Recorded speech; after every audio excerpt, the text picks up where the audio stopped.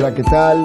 Bienvenidos a Bien Público. Aquí estamos del estudio central del canal Orbe 21, intentando lo que el cardenal Bergoglio, cuando fundó el canal, nos propuso, que era difundir lo bueno, lo bello y lo verdadero. Nuestra bienvenida a los televidentes en América Latina, del sur de Estados Unidos, a los que nos siguen en España por Movistar TV. Y hoy estamos muy contentos porque nos acompaña un querido amigo, doctor Hugo Quintana, que tiene una singularidad, es abogado, secretario general de la Asociación de Organismos de Control del Estado, un especialista en esto de este tema tan candente, que no depende de un país, se ha globalizado, y es la preocupación por la falta de control en el sector público y privado. Bienvenido, Hugo. Muchas gracias por invitarme. Tu reflexión sobre esto que inunda los diarios de sangre, de escándalo, de dificultad. Bueno, nosotros tenemos nuestra propia problemática dentro de un mundo que tiene una problemática en la cual se empieza a cuestionar seriamente la autoridad política. De hecho, hemos asistido a grandes manifestaciones en España, en Italia, con algo así como pasó en Argentina, que se vayan todos. Creo que hay una crítica muy grande a la manera de gobernar y se está empezando a criticar la manera de acceder a los puestos de poder.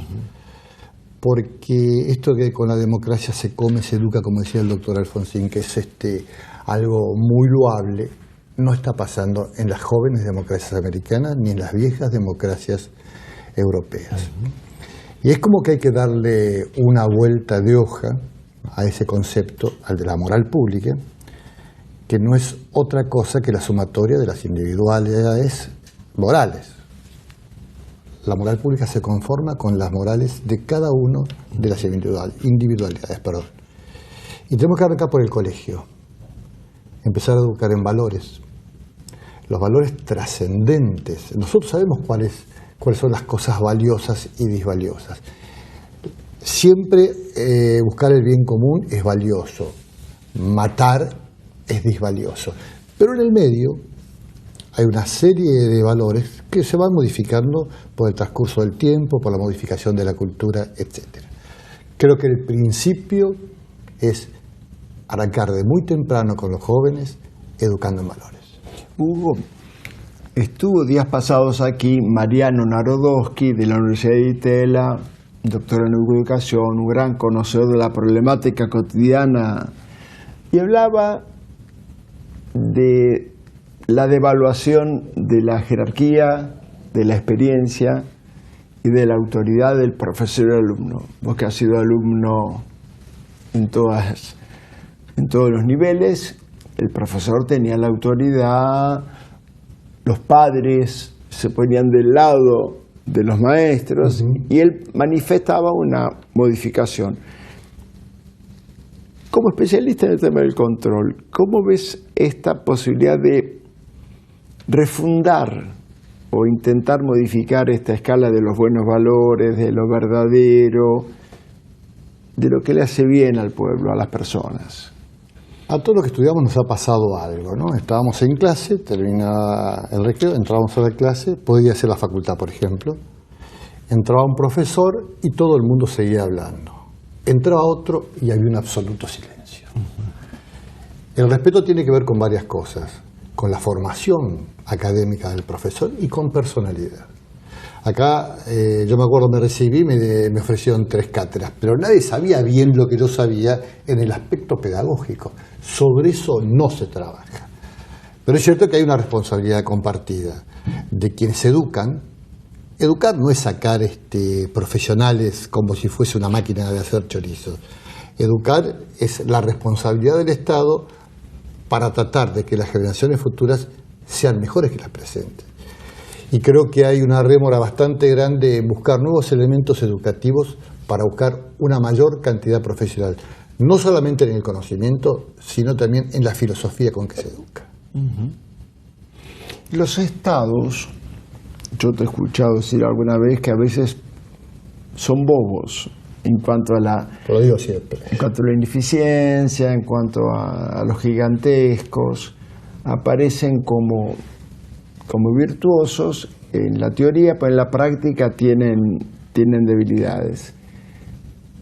Hay en todo el continente, aquí también te ha tocado una responsabilidad internacional en esto de los organismos de control, lugares como la Auditoría General de la Nación, la Sindicatura General de la Nación. Esos entes que son virtuosos y útiles para proteger la democracia y las políticas públicas, ¿son escuchados, son atendidos, tienen representatividad? ¿Los parlamentos responden a los requerimientos de ellos o a lo que ellos ofrecen? A ver, yo dividiría los países en los que tienen un Estado y un sistema y los que no lo tenemos como nosotros. Corrupción aparentemente tiene que ver con el ADN de los seres humanos. En algunos países, te puedo citar Canadá, te puedo citar Alemania, te puedo citar Francia, es muy difícil llevarse lo que no corresponde porque funciona el sistema. Cuando funciona el sistema de control y de rendimiento de cuentas, el Estado pasa a ser un Estado que toma el control del país. No me importa la fórmula política, porque puede ser de izquierda, de derecha y toda la gama intermedia. Sí, lo que me importa es que tenga claro que cualquier político, cualquier partido político, cualquier filosofía política tiene como fin ulterior el bien común. Lo que difiere son los caminos a utilizar. Acá, por decir algo, hemos pagado los trabajadores todos los ajustes. Dentro de eso hay una filosofía que no lo paguen los de mayores ingresos, que lo paguen los de menores ingresos. Este gobierno en este momento tiene ese desafío, mostrar cuál es su filosofía. Acá en este país tenemos problemas muy serios y habrá que ajustar, supongo. Pero ¿quiénes son los primeros que ajustan? Los empresarios, los trabajadores. ¿Quiénes son los que tienen que pagar esta fiesta? Ahí se devela qué hay detrás de un discurso y cuál es la filosofía que debe ser de cualquier partido político para buscar el bien común. Yo conozco empresas estatales en muchas partes del mundo que son realmente eficientes y empresas privadas que son absolutamente ineficientes. Así es. No pasa por lo público o por privado, pasa por el control a quien maneja los dineros de la nación y la capacidad para llevar a cabo una gestión.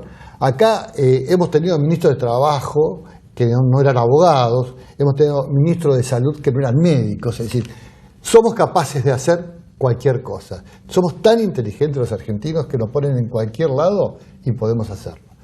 Hay que buscar la seriedad como camino. Días pasados renunció una ministra escandinava, sueca, porque en su tarjeta de crédito oficial, en un aeropuerto donde está haciendo una visita, compró una barra de chocolate y un cosmético de uso cotidiano. Y le dijeron que eso no correspondía a un gasto oficial. Poquitos euros, 70 euros. Y tuvo que renunciar porque la sociedad repudió ese signo. Por encima del valor era una actitud rechazada. Una transgresión. Una transgresión. Una transgresión. Acá tendríamos que poner un camión de culata y empezar a subir la gente que transgrede normas elementales. Uno de los grandes problemas que tenemos es que las leyes en este país son facultativas. Si quiero las obedezco y si quiero no. Yo creo que el caso ese que es extremo es ley pareja es ley justa. O sea, igualdades ante la ley. Todos somos iguales ante la ley. Y esto debería ser, cuando hablo de educar en valores, a esos chicos es explicarles, chicos, todos somos iguales ante la ley.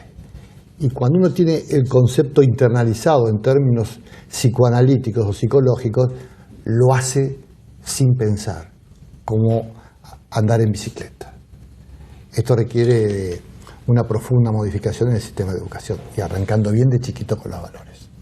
Para salir de la política voy a ir a la seguridad vial por un instante. Entonces, aconsejan ponerse el cinturón de seguridad y en el tablero del automóvil figura el límite de velocidad. Cuando uno se pasa del límite autorizado aparece un color distinto que denota peligro. Te he escuchado decir con énfasis, y lo repito dando la fuente, que las leyes están para ayudarnos, que las leyes no están para perjudicarnos. Bueno, nosotros los argentinos somos bastante esquivos a acatar las leyes por un problema de falta de educación cívica. Yo en el colegio estudiaba educación cívica, después fueron cambiando las materias y hoy es muy dietética la forma en que los chicos son educados en educación cívica. Si nosotros tuviésemos un problema serio, voy a dar solamente un ejemplo, que la gente no se pone el cinturón de seguridad, llama a una fábrica automotriz y dice, señor, usted tiene que inventar un coche que sin el cinturón de seguridad no arranca. Esto existe y se hace. Esto es, hay que hacerlo, quieran o no quieran. Límite de velocidad, existen limitadores de velocidad. Pero estamos hablando de un Estado que está cerca de los problemas de la gente. Un Estado que entiende que no tenemos 6.000 o 7.000 accidentes viales por año. Si no nos importase la gente, eso ocasiona un gasto al erario público que es tremendo, porque hay gente que queda con discapacidades, con lesiones permanentes, etc. Requerimos un Estado que explique, y si no, que aplique el poder de policía, es decir, no se maneja si no se prenden las luces, si no tiene el cinturón de seguridad o el coche no tiene una limitación de velocidad. La ley a favor, el cinturón de seguridad a favor. La luz amarilla del semáforo no es para acelerar, es para frenar. Claro. En la Constitución hay un artículo que dice las acciones privadas de los hombres solo están, las puede juzgar Dios, para hacerlo corto. Entonces se discutía en este país si era obligatorio usar casco o no. Yo te me dice, ¿es obligatorio? Esto es una acción privada que no ofende la moral y la buena conducta, entonces yo no me lo pongo. Es decir, hay un aspecto defendido por juristas, después afortunadamente es obligatorio porque evita muertes, hasta gastos para el Estado. Lo primero que hay que proteger la familia, pero también hay que proteger otras cosas. Es decir, somos un poco rebeldes a hacer las cosas que no nos gusta hacer, desde el casco, desde el cinturón de seguridad, etc. Ha cambiado bastante en este aspecto, pero nos falta transitar un largo camino. Vamos creciendo en el tema de la... Sí, en los cuidados personales sí.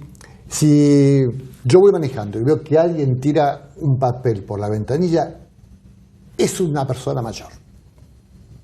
Los chicos esas cosas ya no lo hacen, porque en el colegio le dicen, esto no se hace, y los chicos de alguna manera lo tienen internalizado. O sea, hay una tendencia a ser mejor ciudadano, hay que apurarse un cachito. Se ha acatado, por ejemplo, con mucho respeto y llamativamente las ciudades sin humo. Me refiero al humo del cigarrillo, también a lo ecológico. Les quiero contar a los televidentes que Hugo Quintana ha sido de los militantes más responsables, más dedicados al cuidado del riachuelo. El riachuelo es un pequeño río que es urbano, que pasa por las zonas, yo diría, más calificadas de las residencias de la ciudad y que ha sufrido un nivel de contaminación terrible que ha roto con todas las estadísticas. Esto empezó en Europa, el cuidado de los ríos, hace unos cuantos años. El Támesis tenía suciedades de la revolución industrial, estamos hablando de 200 años. Se pusieron a hacerlo, lo hicieron. Lo mismo pasó en el Sena, pero también hay casos muy claros en Colombia, en Brasil y en otras partes de Latinoamérica. El riachuelo, no se ha limpiado porque nadie ha decidido limpiarlo en serio. Se pudo hacer el Sena con desechos antiguos muy contaminantes y se pudo hacer en San Pablo, se pudo hacer en Colombia, ¿por qué no hacerlo acá? Hasta teníamos un préstamo internacional de $600 millones para hacerlo. O sea, faltó una vez más voluntad política. En esa época, cuando hablamos de $600 millones, Carlos Menem era presidente de la Nación. Eduardo Duhalde era gobernador de la provincia de Buenos Aires y de la Rúa, jefe de gobierno de la ciudad de Buenos Aires. 3 de las personas con mayor perfil político, que de hecho han llegado a ser presidente de la Nación, no se pudieron poner de acuerdo cómo limpiar el riachuelo estando la plata y la capacidad técnica. Si me querés explicar esto, tendrías explicación para otro montón de cosas. Hugo, ¿cómo ves de tu experiencia tan acabada de Añares en esto el futuro de los mecanismos de control indispensables para el funcionamiento civilizado de una república? En nuestro caso, en el caso de la Argentina, lo veo como algo impostergable, porque la gente tiene esas ganas de ver los gobiernos transparentes. El gobierno transparente es volver a creer en la política. El sindicalista transparente, no solamente en el manejo de los fondos, sino en el manejo de los conflictos, los trabajadores creen. Y las sociedades que no creen en sus políticos porque no los creen transparentes, o los pueblos que no creen en sus sindicalistas a la hora de proteger de los intereses profesionales, es un país complicado y nosotros tenemos esa complicación. Creo que el mundo tiende, a través de Internet, a través de todos los medios electrónicos, a hacer lo que se llama control continuo. Vos compras un yogur y lo tenés en una pantalla y puede ser controlado por la gente. Es casi volver a la utopía de Atenas, la democracia permanente. Esto se puede hacer. Ahora, hay en todos lados corrupción. El tema es que el quantum que tenemos en nuestros países de Latinoamérica impide el desarrollo y el crecimiento. Allá es solamente un aspecto negativo contra la sociedad, y es un aspecto que a la gente desilusiona ver políticos haciendo desfalcos. Pero no pasa de un tema moral, acá pasa por otro lado. Esa plata mata gente. Claro. En la Argentina tenemos 30% de pobres, tenemos gente que no come. Es increíble, pero esto es así.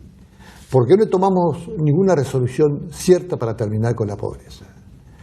Esto es otra vez la decisión política de hacerlo. Esto no se hará en 2 años, pero uno tiene que marcar una tendencia y un camino para terminar con esa pobreza que ofende a los argentinos, porque no debiéramos tener esto. Y esto se hace solamente desde la política. Pero la política requiere de un instrumento que es el consenso. Porque vos sos presidente, después soy yo, y yo tengo consenso contigo para seguir con la misma política, para terminar con el flagelo de la pobreza, con el flagelo de la exclusión y la gente que no tiene acceso a nada. El consenso es la madre de la política y la hemos olvidado durante muchos años, no solamente acá. Creo que los argentinos ya despertamos y nos damos cuenta que no importa solamente el color político, importan las personas que llevan a cabo los proyectos. Es un largo aprendizaje. Hugo, en nombre de tantos televidentes, tantos ciudadanos, tantos hombres a pie, gracias por intentar dejar un mundo mejor del como hemos encontrado. Creo que me queda grande el halago, pero muchísimas gracias igual. Muchas gracias. Nos vemos en el próximo programa de Bien Público. Y como decía Jesús de Nazaret, como quieren que sean los hombres con ustedes, sean ustedes también con ellos. Muchas gracias.